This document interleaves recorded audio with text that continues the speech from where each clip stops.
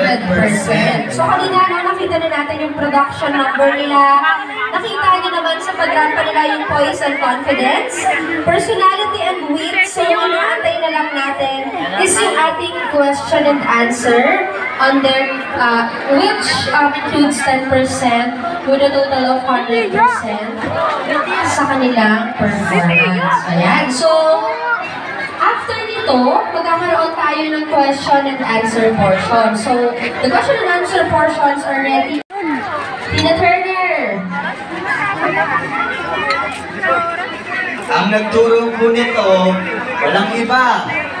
Ang ating presidente, syempre. Pero syempre, siya ang nagturo, dapat...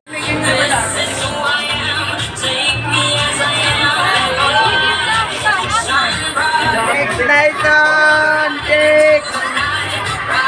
Babaye! Babaye!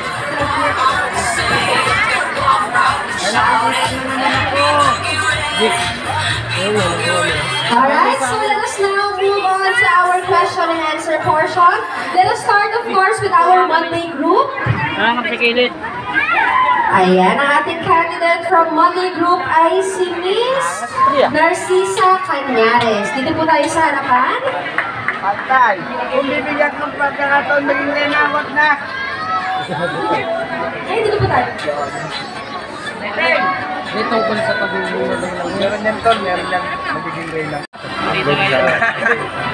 Ayan, so let us have, of course, our judge number 1, Sir Ulysses Mamita. YouTube din, Sen. Ano pangalan mo sa YouTube niya? Marino Hunter TV. Paano kayo? Kasayaw sila. Good evening po, mga lula. Gaganda naman ang lula natin. Dalawa na!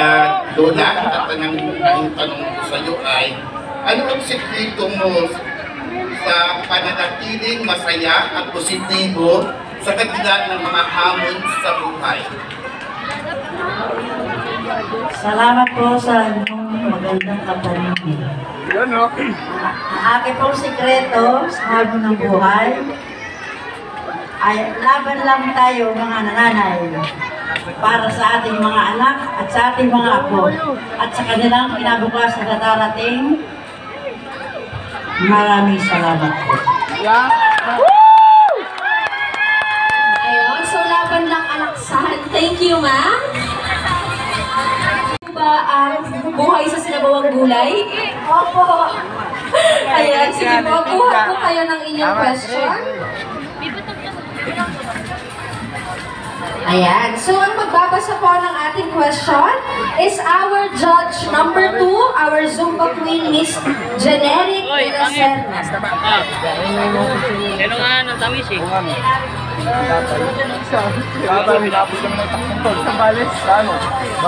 Ayan, siguro bigyan natin ng chance, no? At least banggitin natin yung tanong ng 2 beses. Hello po, magandang gabi po sa iyo po, Mami Elpeja.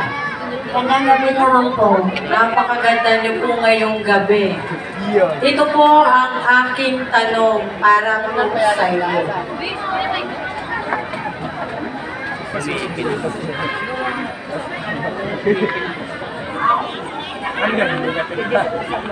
Kung bibigyan ka ng pagkakataon maging isang reyna, isang araw, ano ang unang batas na ipapatupad mo at bakit?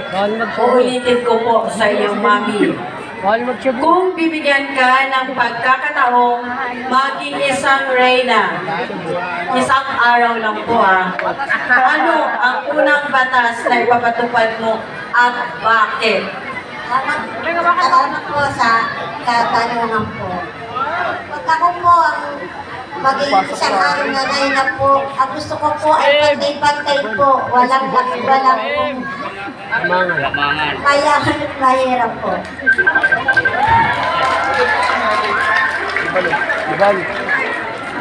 Sige, Bal, tutok mo yung Bal. Ayun, pantay-pantay daw tayong lahat. Lahat may ayuda.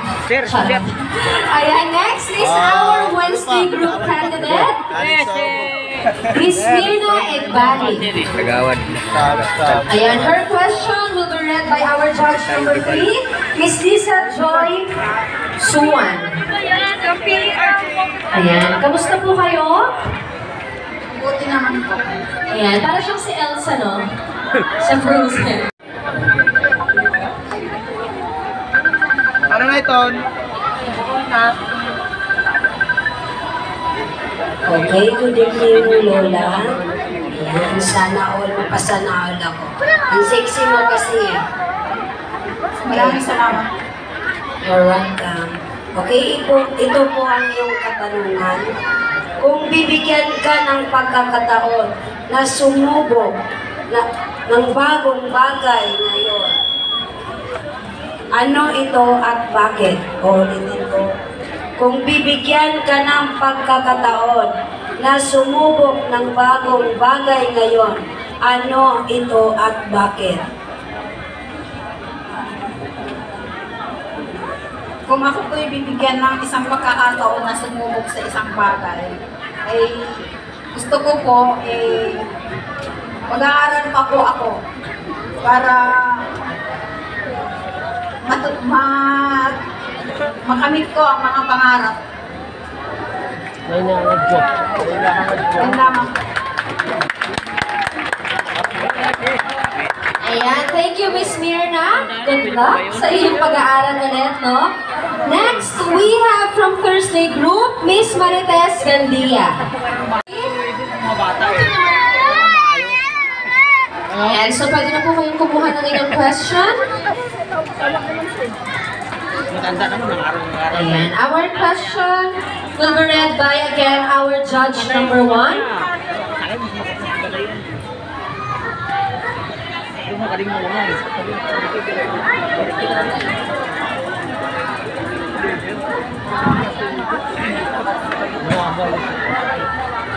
Lagi po tayo dito. Si Maltes,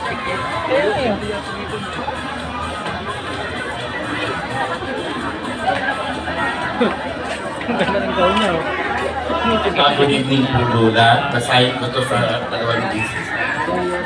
Ang katanungan niyo po ay ganito. Pogi gagit.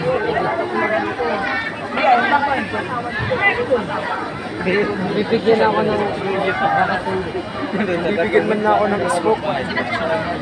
Ano ang isang makabuluhang payo na ibinigay sa iyo noon na hanggang ngayon ay sinusunod mo? Ang makabuluhang bayo na sinusunod ko na pinangaral sa akin ng aking lola ay makapagkapwa-tao at masunurin sa kahit sino man at maging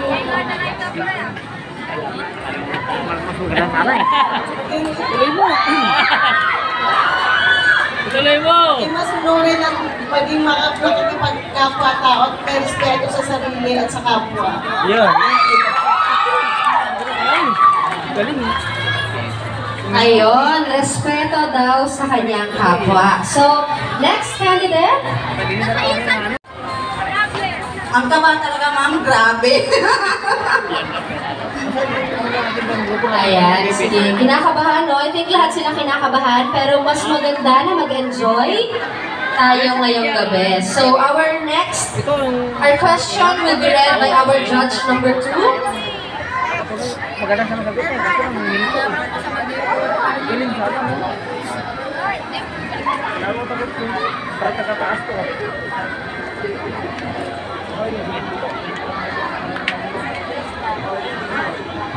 Gago, ganyan na pa. Mas di ka nabigyan, no? Hello po, Mami Marilo. Handa po po kayo sa tanong. Kung bibigyan ka ng pagkakataong bumalik sa iyong kabataan, ano ang isang bagay na gagawin mo ulit at bakit? Good evening po, ma'am. Maraming salamat sa iyong katanungan. Kung ako'y pagbigyan na babalik sa kabataan, Gusto ko pong mag-aral ulit para makamit ko ang mga pangarap ko. Dahil ngayon sa kahirapan na dinanas ko, hindi ko nakamta ng mga pangarap ko at mga bigay sa mga apo ko at sa mga anak ko dahil sa kahirapan ng buhay. At magtiwala sa Panginoon dahil siya lang ang kinakapitan. Maraming salamat.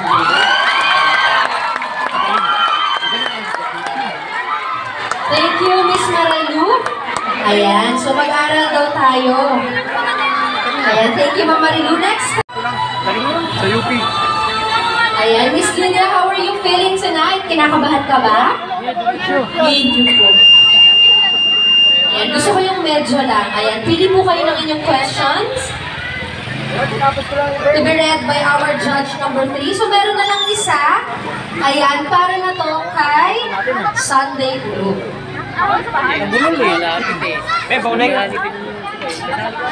Human wifi ah. Bakit ikaw, di ba? Hindi.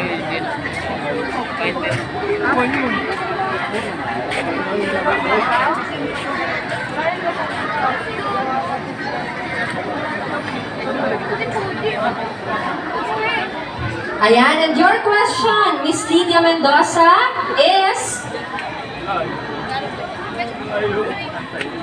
Good evening, Mami. Ayan, red na red ka ngayon ah.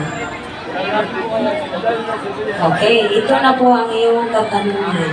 Ano ang pinakamahalagang aral na natutunan mo sa buhay na gusto mong ipamana sa susunod na henerasyon?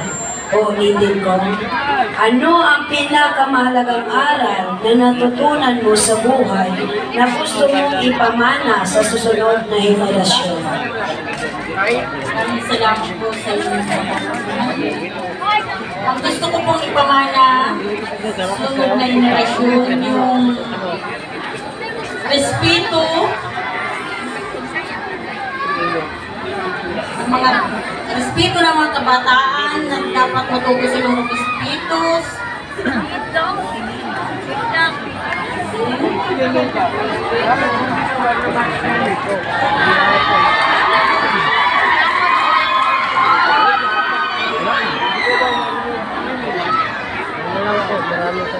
Saka dapat Yun na lang po, maraming salamat. Ayan, Miss Mercy, nandun na po yung question niyo to our judge number 1. Kamusta po kayo ngayong gabi? Mabuti po. Mabuti. And our question for Miss Mercy. Good evening po, Lola. My questions is like this. Kung mayroon ka minsan sa mga kabataan ngayon, ano ito at bakit? Ulitin ko ha. Kung mayroon ka minsan sa mga kabataan ngayon, ano ito at bakit? maraming po salamat sa inyong katanungan. Ito po ang magiging mensahe ko sa mga bata sa ngayon. Sana po ang mga bata ngayon ay mag-aral na mabuti at mahalagaan po nila ang kanilang pag-aaral dahil ito po ang kanilang